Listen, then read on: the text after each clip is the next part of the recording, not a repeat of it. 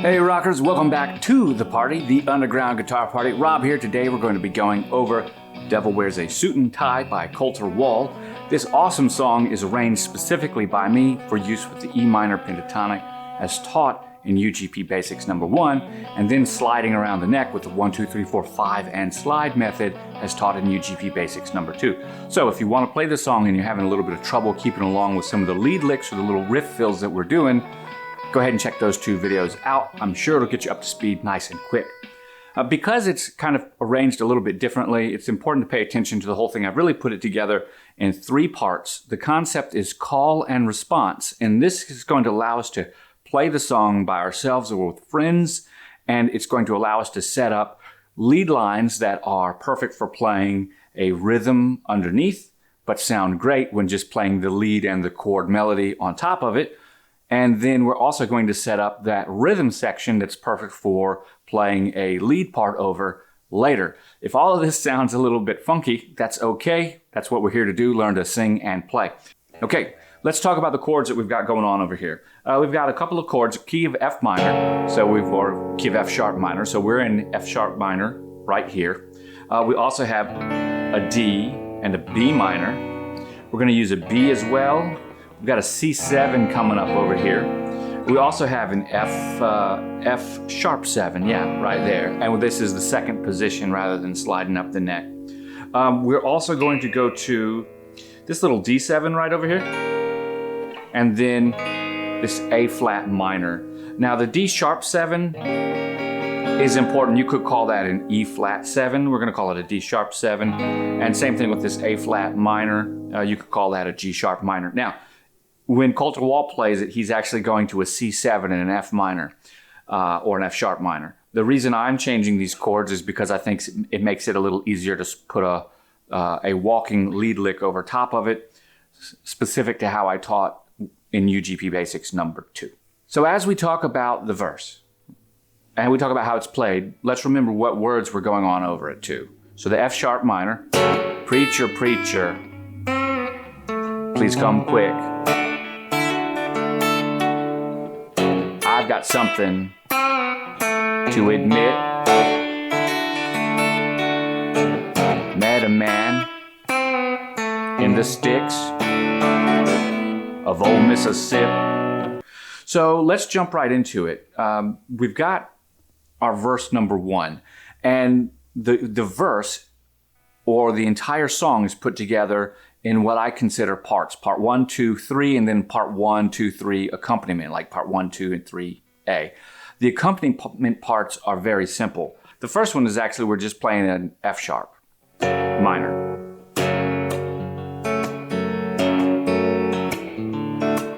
And then the second part is a D. So if you're gonna have a hard time with the little lead runs that we do on this part right here, you can just play the F sharp minor and the D, and you'll be good to go. So that rhythm, if you're just going to play the rhythm part to this, is going to be the bass strum method. We're playing the F sharp minor, so we're going to hit our thumb on the bass, which is our low E string, which is our F sharp.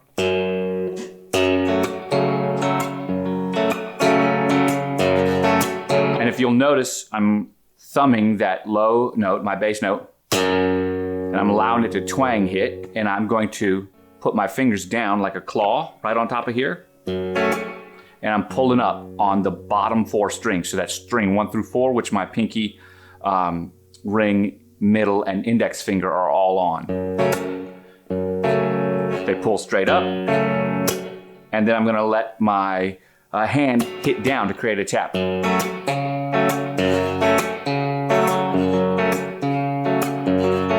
And I'm alternating just like that.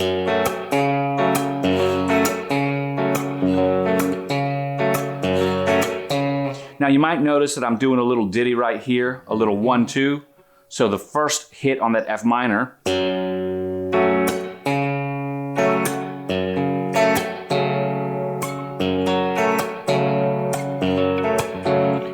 I'm just using my index and my thumb to work my bass strings on the E and the A string.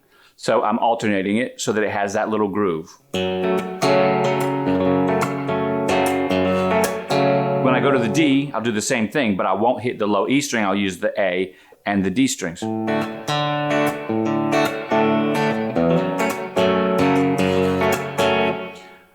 When we go through the rest of the song with our B minor, F sharp minor, B, and do some different things, we're going to use that same kind of strum pattern. So you will see that as the strum pattern for the rhythm as we go along. So let's now take a look at the lead run on the F minor. Now this is a great part because it's that pentatonic shape. Strike down using the back of your fingernails, right, to strike, and your palm to mute. Okay? We don't want this to ring out. If it does, that's okay, but we don't want to when we're actually playing it. And we want it to hit hard, right?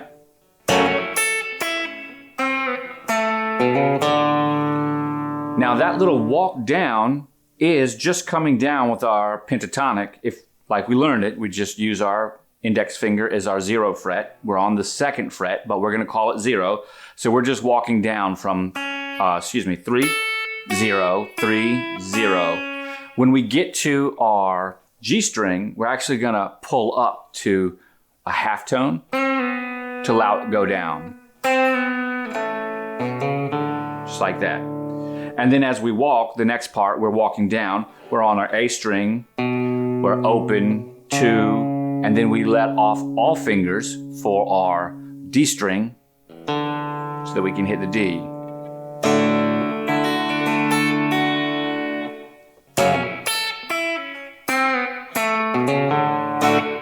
We're going to stop right there. So once again, this part you might want to look at a couple of times. We're up here and we're hitting.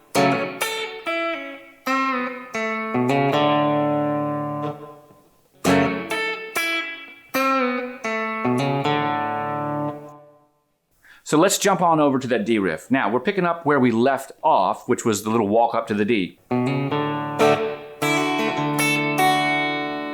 You see what we did there? Let's look at it a little bit closer. We walk up to the D, we hit the D, and we mute, just like we did with our F sharp minor a second ago. We're gonna take our A string and our high E string. We're gonna bring our index finger or our middle finger off of the high E string so that we can do a hammer on.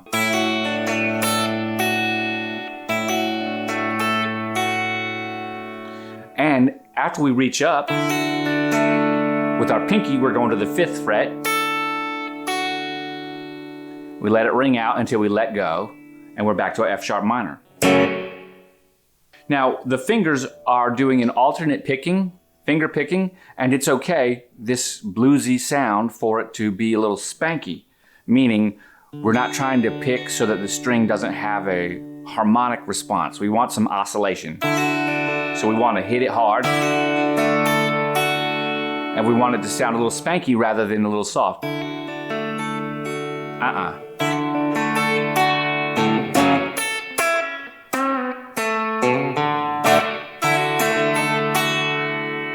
That's what we want to do. We want it to sound nice, and we want to hit that just like that. Okay, that was fun and great. I hope that you enjoyed it. Let's move right on over to this part, the switch, the verse switch. We're just gonna kind of look at the chords and our finger shapes a little bit more. We're coming off that D of Old Mississippi. Now, we're also switching up now. Earlier, we were doing pretty much the entire lead run. We're switching that now. Now we're going to that same strum pattern we talked about if you weren't going to do any of the lead runs and you were just going to use the basic strum pattern for the whole song. The basic strum pattern is the bass strum method, meaning the bass string strum method. And we're going to play the root note, the bass note, with our thumb, and the rest of the notes with our index, middle, ring fingers and pointer fingers. So in this case, in the sticks of Old Mississippi. So from there, when we hit that D, we're already going to our bass strum. But you can use this a couple times just with the strum down, if you need to, before you get to the B minor. By the time you get to the B minor, we should not be strumming. In this instance, we should be plucking with our fingers, and because the B minor The low note that we're going to play is on the A string. Our thumb's going to be on the A. Our index, middle, ring, and pinky are all going to be on the bottom 5 strings. We're not playing the E.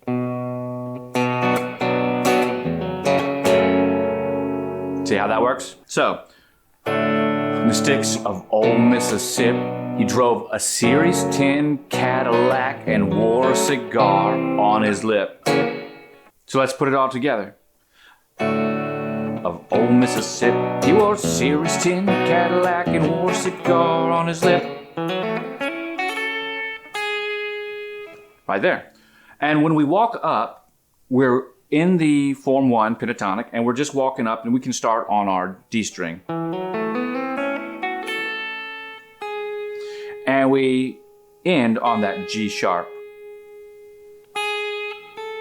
A flat or G sharp. So when we put this together, of old Mississippi, we're at F sharp minor to a B, F sharp minor, C7 to an F7. These change quickly. Think about how you say it and worry about getting at least a pluck or a down strum where you can. So we're here, of old Mississippi. He drove a Series 10 Cadillac, we're at the B, and wore a cigar, we're at the C7 on his hip, back to the F7. Now we're at the final part, we're at part 3. And this is where the most singing part happens when Colter Wall is playing the song.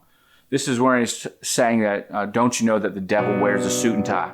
And we're gonna bounce from B minor to F sharp minor, and we're gonna use our strum pattern.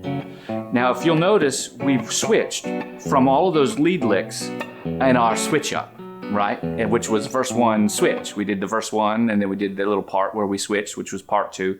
We're on part 3. We're gonna continue with part 3 using just our little strum technique. So, by using the strum pattern, it's gonna be an interesting sound, and we're gonna be able to sing on top of it. However, if we are playing with a friend, they can harmonize, which we'll talk about in a minute, when we go with the call and response. This is what we're talking about. So they would actually be at this point in time harmonizing using the E minor pentatonic up and down the neck in the UGP part 2. We'll talk about that in a minute, but that's what would be happening here. Same way as in the beginning when we were doing our chord leading with our strum and then the little riffs, they would be playing rhythm in the background. We're going to talk about that too. So that would be the answer to the call leading riffs. So let's talk about our chords real quick. We're going to go ahead and have our B minor here, F sharp 7. We're going to have our D sharp 7, and we're going to have an A flat minor. So those chords are going to come in pretty quick as we're going through, but they're kind of neat. So great way to practice is to just play along. Don't you know that the devil wears a suit and tie? I saw him coming down the 61 in early July. White as a cotton field and sharp as a knife. I heard him howling as he passed me by. Okay, let's talk a little bit about that strum pattern that we're doing here. Because we were going to spend more time hanging out in this area and doing this strum pattern, it's important to look at it just a little bit closer. For this particular run, we're on our B minor. And as we do that, we're hitting the bass strum with our A string. Now we're going to move from our B minor to our F sharp minor. And as we do, we're going to lift our fingers up. We're also going to lift our bar up and do a hammer on.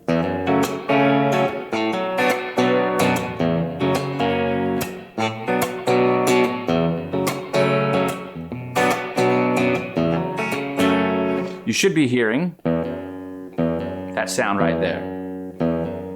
That's an important sound because it's going to give a little bit of a walking tune or a walking feel to our groove.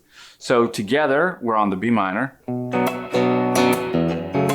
That's the F sharp minor.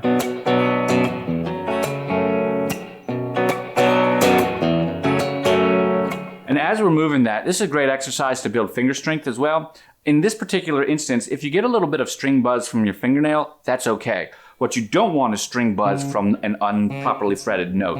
You don't want that, right?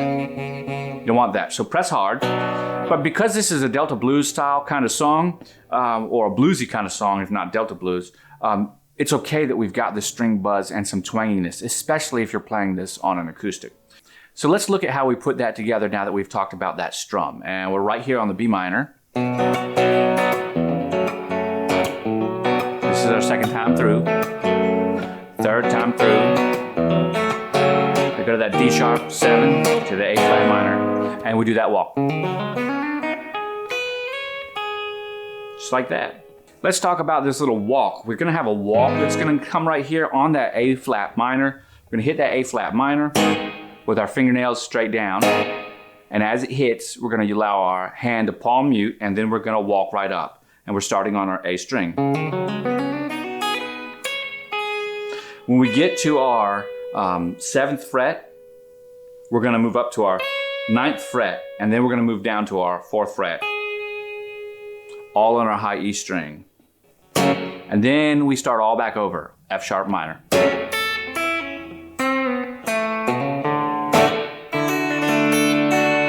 Okay, so we've seen it go all the way through, and you've heard the lead part, which is loaded in the front with our chord melody, and then we've got the rhythm part, which is done basically with our chords specific to the strum pattern, which is the bass drum. Now, let's actually take this and look at it, what it looks like all together as a song. Now, for this part, the answer to this call is what I'm going to play. So what you're going to hear right now, that's the call that we've been learning. I've done nothing more than just set it to some music from Beat Buddy, which is blues 2, set at 104 beats per minute, I believe. Yeah, and now it's playing for us. It's doing the exact setup that we've got right here, and the cool part is this little loop is roughly 1 minute long, which means it's great for an Instagram or TikTok feed. You can put that up there, you and your buddy playing it, and it works just fine. This is the rhythm part. We're at part 3 right now as you're listening. If you're hearing that, we're at the B minor, F minor, or F sharp minor, the devil wears a suit and tie part. And catch me as he's howling by. Do do do do do do do do do do do. Back to part 1, verse 1. Hear it? I'm gonna jump in, and I'm up here.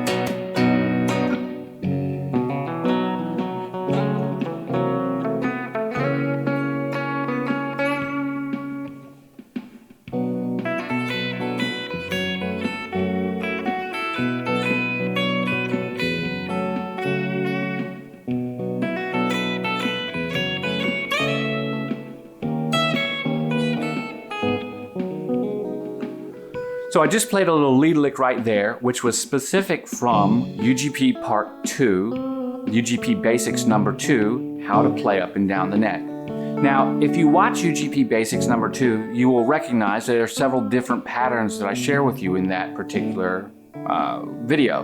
The most important part is that whatever you play is going to be fine if you're sticking to the 1, 2, 3, 4, 5 bend and slide box. Let's talk about how we play the strum part for the answer. In order to do the answer, we're actually waiting on the first beat. We're not going on the first beat. We're not playing any music. We're muting on the first beat. And the reason is because the first 3 rounds of this on the verse before we get to the chorus and before we get to the verse switch, we actually have a strong chord that's played, a staccatoed chord. And then we've got the little lead run that's played.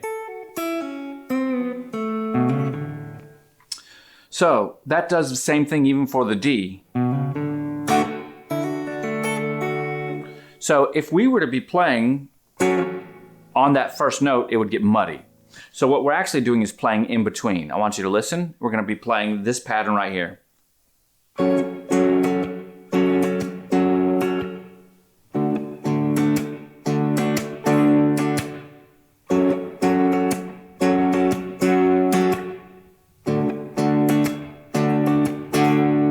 You're going to listen for that pattern. Let's go ahead and do it. Intro.